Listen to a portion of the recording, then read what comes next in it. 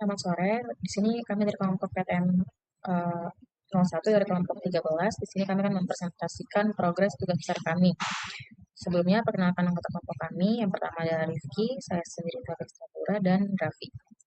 Untuk yang pertama dari bab 3, di mana perencanaan konstruksi pekerjaan tanah. Berikut merupakan pendahuluannya, di mana perencanaan pekerjaan tanah adalah di mana dalam proyek konstruksi setiap pekerjaan memiliki kondisi yang berbeda, sehingga perlu dilakukan analisis sebelum pekerjaan dimulai. Perencanaan dilakukan untuk menentukan metode kerja terbaik dan memperkirakan biaya serta waktu pelaksanaan.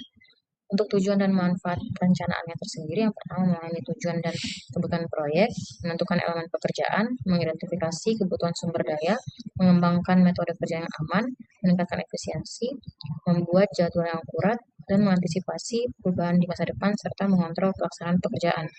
Berikut merupakan jenis peralatan yang digunakan. Selanjutnya adalah faktor untuk work planning. Jadi ada yang pertama ada volume pekerjaan. Jadi volume pekerjaan itu menentukan jumlah alat yang dibutuhkan, terus kemudian untuk menentukan durasi waktu pekerjaannya, dan kemudian itu menjadi bagian dasar dalam perhitungan produksi dalam work planning. Terus kemudian faktor lagi adalah jarak output. Jadi semakin jauh jaraknya, jadi waktu siklus alat output makin lama. Terus kemudian berpengaruh langsung pada produktivitas dump truck, terus kemudian menentukan jenis alat angkut yang paling ekonomis. Terus kemudian ada kondisi medannya, faktornya, jadi kenapa penting, jadi menentukan jenis alat gali yang digunakan, terus mempengaruhi kecepatan kerja alat, terus kemudian mempengaruhi faktor swell dan sering kaget tanah.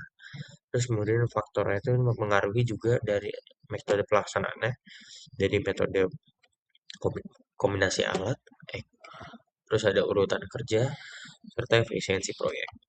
Dan yang terakhir adalah faktor yang mempengaruhi adalah konsistensi harga satuannya. Jadi harga satuan untuk satuan harga, satuan barang itu perhitungannya ada masing-masing seperti volume, itu meter kubik, jarak itu bisa dalam meter atau kilometer, terus kemudian ada kapasitas alat. Jadi meter kubik per jam dan kecepatan kilometer per jam. Semua analisis pekerjaan tanah itu kita harus pakai satuan untuk jenis volumenya juga dan dasar satuan waktu yang sama. Jadi pada saat produktivitas alat dan perencanaan proyek itu lebih detail dan akurat dan dapat kita gunakan di lapangan. Contoh adalah studi kasus untuk sebuah proyek pembangunan. Terus dan ini adalah contoh penghitungan di mana untuk menentukan loss volume itu adalah bank volume dikalikan dengan 1 plus well-nya adalah faktor koefisiensinya, terus kemudian adalah untuk menentukan produktivitas ekskavator. Jadi yaitu jumlah siklus per jamnya. Jadi kita tentukan dulu, setelah didapatkan lalu kita kalikan koefisiensi produksinya yaitu 1, jadi 120 meter kubik per jam. Oke, baik. Selanjutnya masuk pada Selanjutnya chapter adalah 4 chapter yang membahas mengenai rock and soil.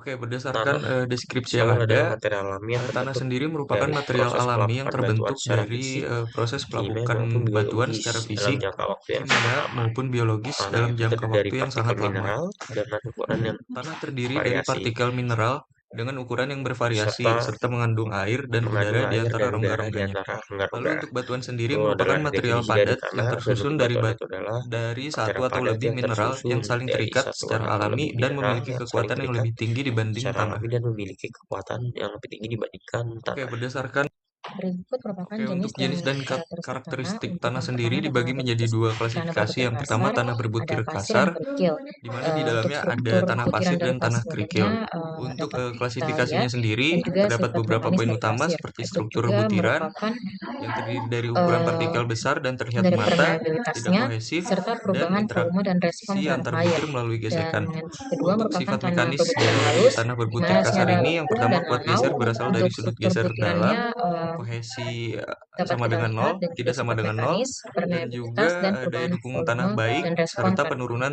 relatif cepat terjadi. sekian presentasi progres Mungkin dari kelompok sekian kami. Kurang presentasi lebihnya dari mohon kelompok dimaafkan. kami, Terima kurang kasih. lebihnya mohon maaf.